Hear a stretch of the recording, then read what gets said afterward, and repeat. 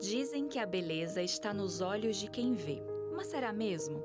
Ou será que o que consideramos belo está intimamente ligado ao contexto social e cultural que vivemos?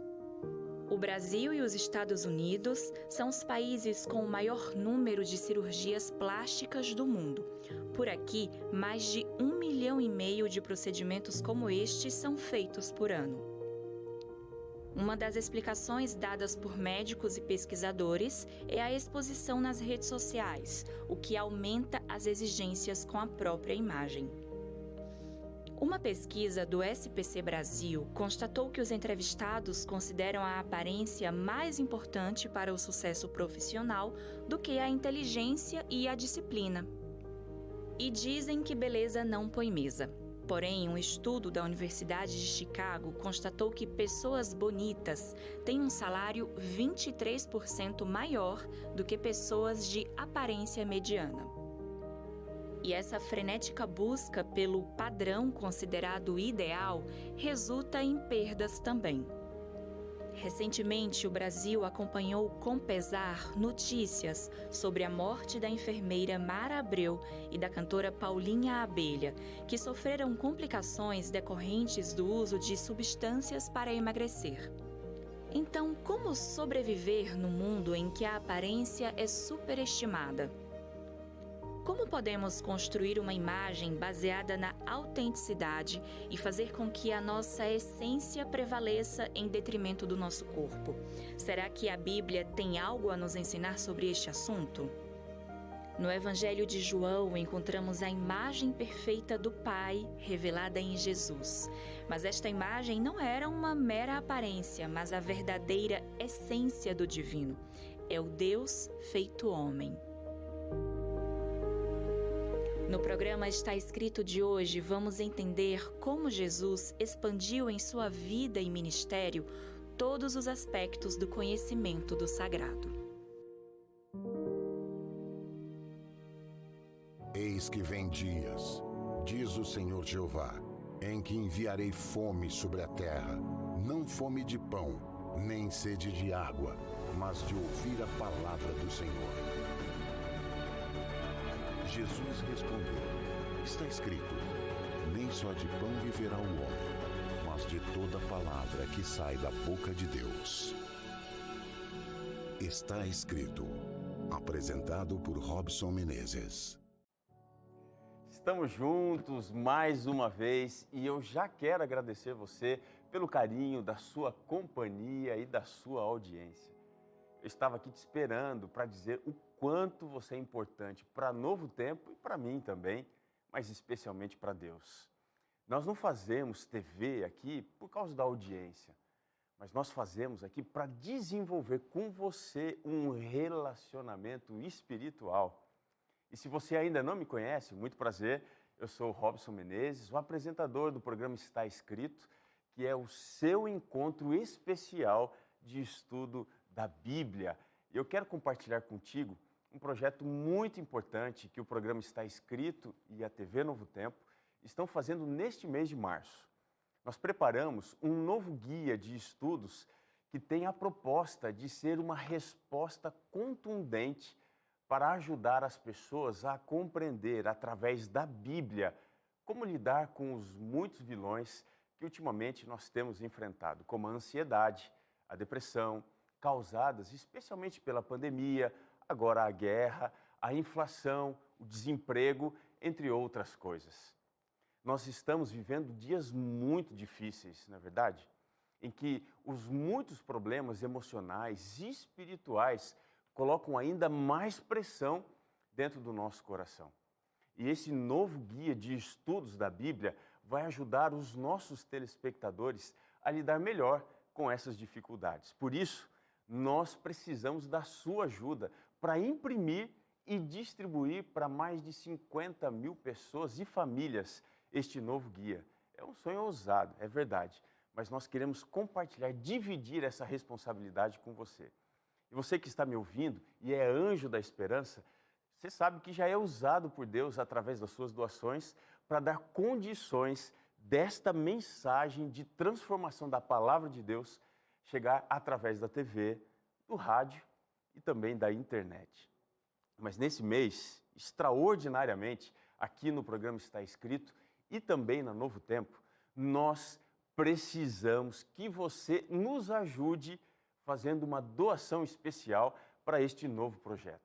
Para isso, envie uma mensagem para o WhatsApp que está aparecendo agora, aqui embaixo. Olha, 12 98244 4449. Eu vou repetir, 12 98244 4449 e diga que você quer fazer a sua doação para esse novo guia de estudos da Bíblia. Ajude aqui a Novo Tempo a estudar a Bíblia com pelo menos uma família. Veja, com R$5 nós enviamos para qualquer lugar do Brasil um guia de estudo. Se você puder doar R$10, 2 pessoas ou famílias irão receber esse guia. E se você preferir fazer a sua doação através de um Pix, a chave para você fazer isso está aparecendo aqui embaixo, é anjos@novotempo.com. Vou repetir aqui, anjos@novotempo.com. Assim, nós juntos aqui vamos fazer a diferença na vida daqueles que estão precisando muito do conforto que só Deus e a sua palavra podem oferecer. Então, de todo aqui o meu coração para você, meu muito obrigado por essa parceria e também por essa doação que vai fazer diferença na vida de muitas pessoas. Nós estamos seguindo aqui com a série Na Rota do Sagrado e hoje eu quero estudar com você o assunto talvez mais importante da revelação, a vinda do Messias em carne e osso. O tema de hoje é Além do Véu. Você se importa com a sua aparência? Você é daquelas pessoas que todos os dias se pesa na balança para verificar se emagreceu ou se engordou? Por acaso você tem aí na sua casa um estoquezinho daqueles cremes rejuvenescedores e não sai de casa sem passar o protetor solar? Você talvez não fica nem uma semana ou 2 sem cortar o cabelo ou pintar ele de jeito nenhum? Ou será que você é um pouco diferente? Você não se importa muito com isso? Veja, nesta semana, um episódio chamou a atenção da mídia que cobre especialmente o entretenimento.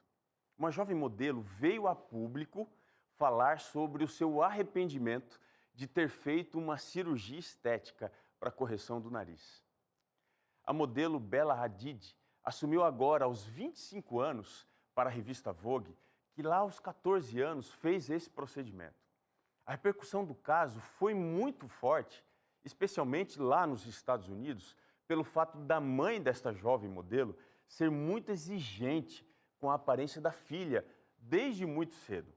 Ela, inclusive, a obrigava a fazer dieta quando era apenas uma criança e também a desencorajou de praticar esportes como o vôlei, porque, segundo o que ela pensava, a filha ficaria com a aparência volumosa ao praticar um esporte que era exclusivo para os homens. Ela dizia assim para a filha que se ela continuasse jogando, o seu lugar no mundo da moda poderia estar comprometido. Você concorda com a postura desta mãe? Existe limite para o cuidado com a imagem? Imagem é tudo. O mercado de beleza é um dos setores de serviços que mais cresce aqui no nosso país. Segundo o IBGE, as mulheres gastam cerca de 30% do salário mensal com estética e beleza. A Federação de Comércio e Serviços aqui do estado de São Paulo apontou que as famílias brasileiras gastam anualmente com os serviços de cabeleireiros, manicure e pedicure quase 20% a mais do que gastam com educação ou o consumo de alimentos básicos. Para um mundo que se preocupa demasiadamente com a aparência, hoje eu queria falar sobre a importância da essência, das coisas reais, daquilo que é verdadeiro. Para isso, me acompanhe agora, pegue a sua Bíblia no Evangelho de João, no capítulo 1, o verso 14. Eu quero aqui nesse texto encontrar a base da nossa argumentação em cima do tema desta noite. Evangelho de João, capítulo 1, o verso 14. É um verso talvez bastante conhecido, mas eu quero ler com você. Diz assim: E o Verbo se fez carne e habitou entre nós, cheio de graça e de verdade. E vimos a sua glória, glória como do unigênito do Pai. O cartunista Milor Fernandes disse uma frase bastante curiosa. No princípio era um milagre. Todo o mal começou com as explicações deste milagre. Diferente do que ele pensava, ou até mesmo do que ele imaginava, nós podemos entender que quando a gente vai se aproximar do milagre, do divino, hoje, para nós, as explicações são uma riqueza espiritual e não um grande problema. Alguém também disse aí que nós, seres humanos, vivemos entre a dúvida e a certeza. A dúvida se Deus existe de fato e a certeza que precisamos de algo como Ele. De fato, nós temos uma necessidade enorme de Deus e ela só pode ser suprida da maneira como João relata aqui no capítulo 1, o verso 14. Provavelmente este seja o verso mais importante dos evangelhos, para que a gente consiga entender a função do Messias ou para compreender profundamente a natureza da sua missão. Há uma palavra aqui neste verso que a gente precisa estudar com bastante atenção, que é a palavra habitou ou habitar. Na língua grega do Novo Testamento, ela tem um sentido que poderia ser traduzida para a nossa língua, o português, como tabernaculou. Estranho, né? Ou tabernacular. Você já começa aí a entender as ligações envolvidas nessa ideia?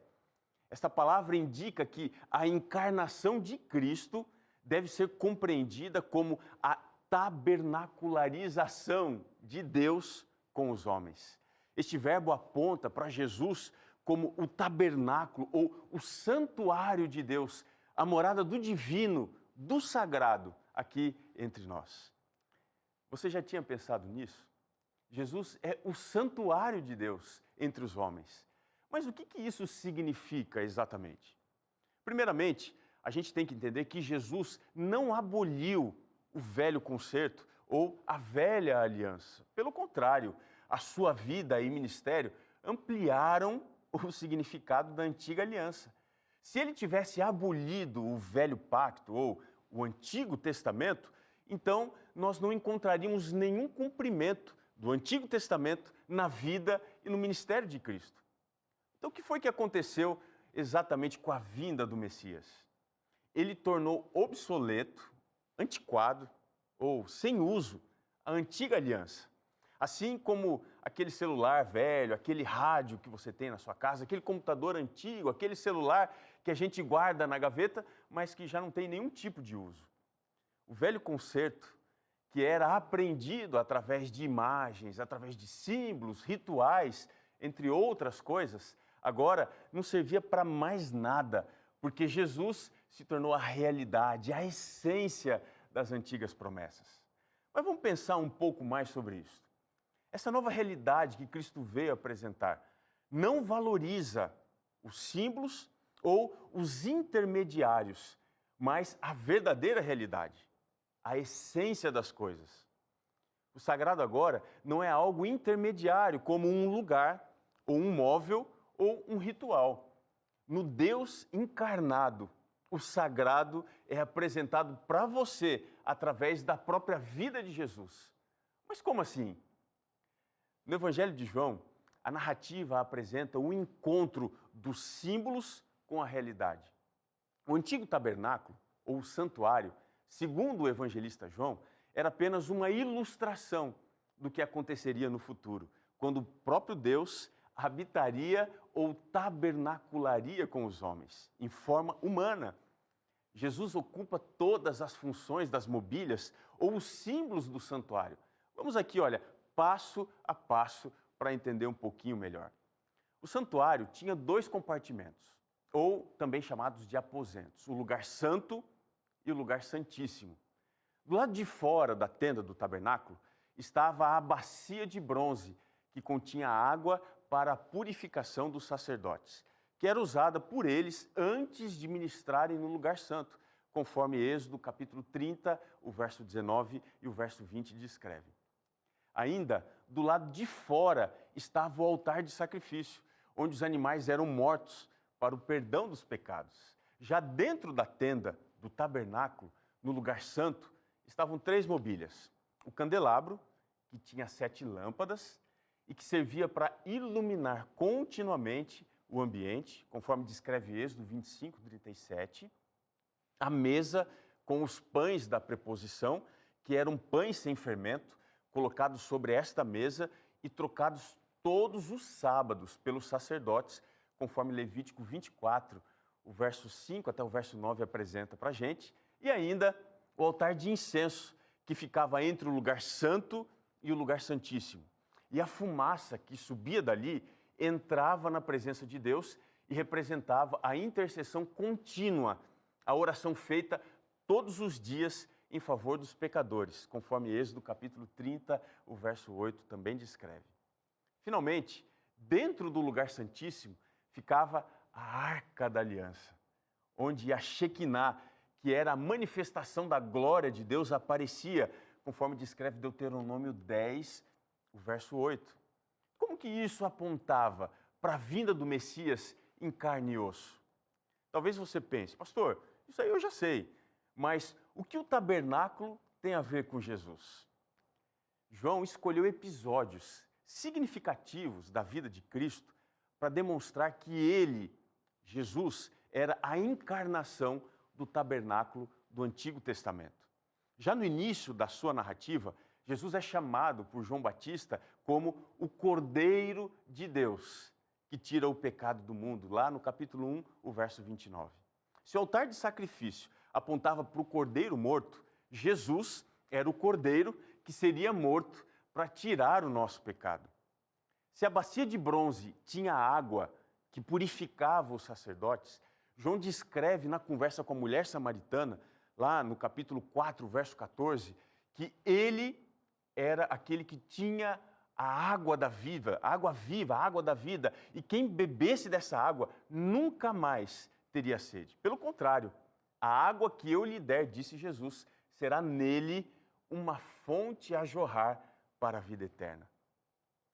Se os sacerdotes precisavam ser purificados pela água, Jesus diz lá em João capítulo 7, o verso 37 ao 39, se alguém tem sede, venha a mim e beba.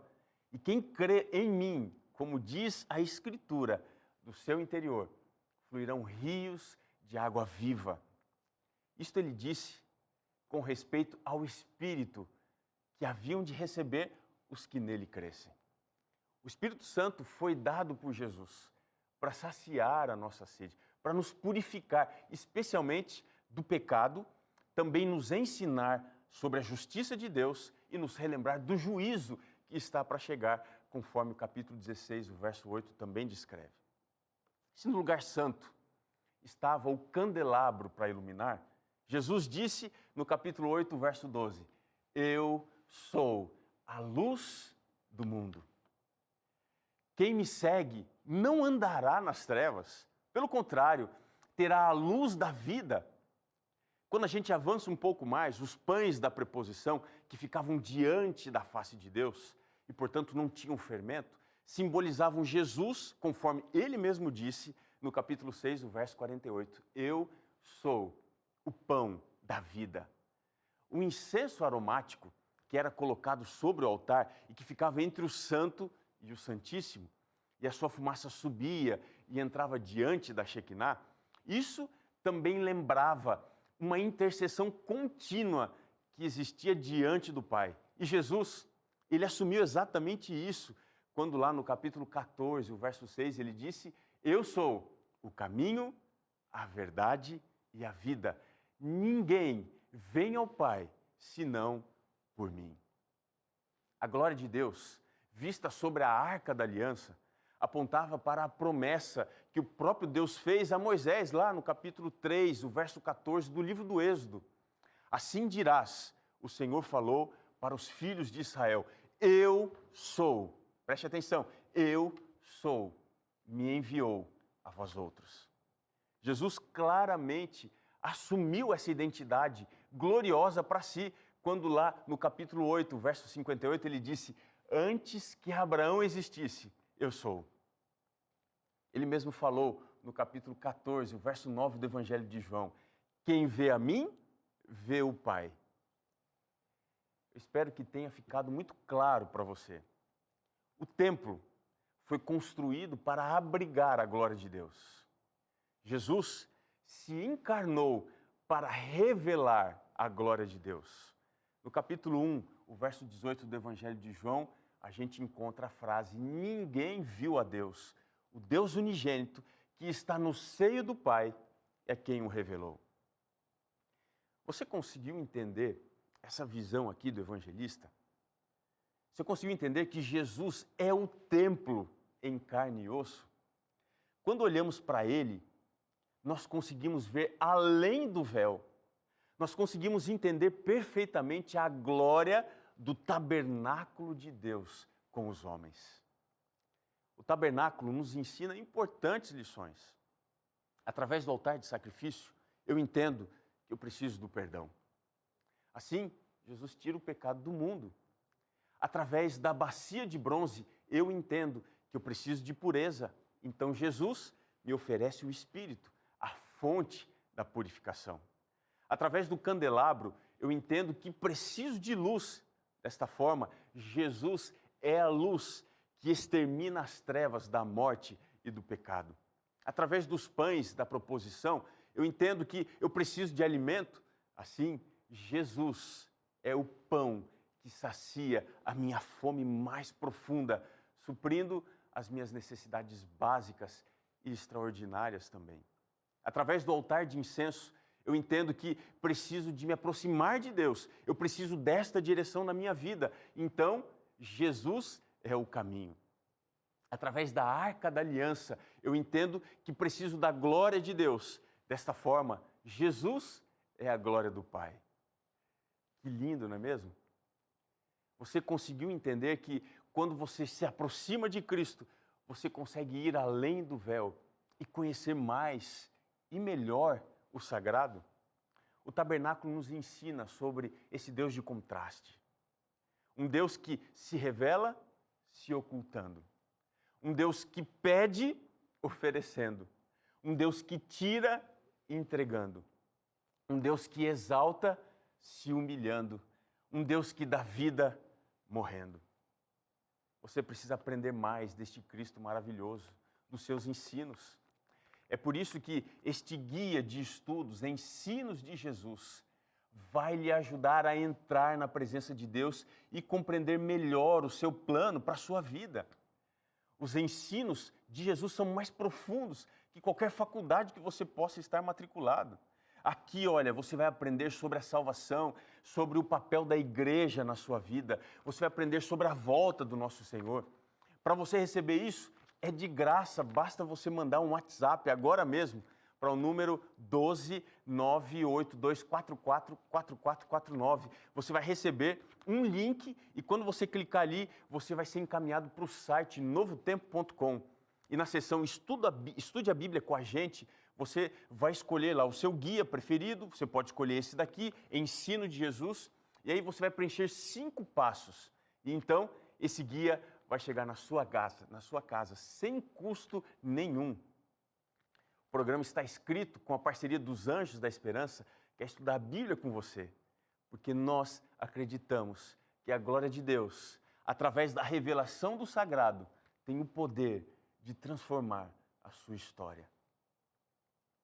O Verbo se fez carne, então Deus habitou entre os homens.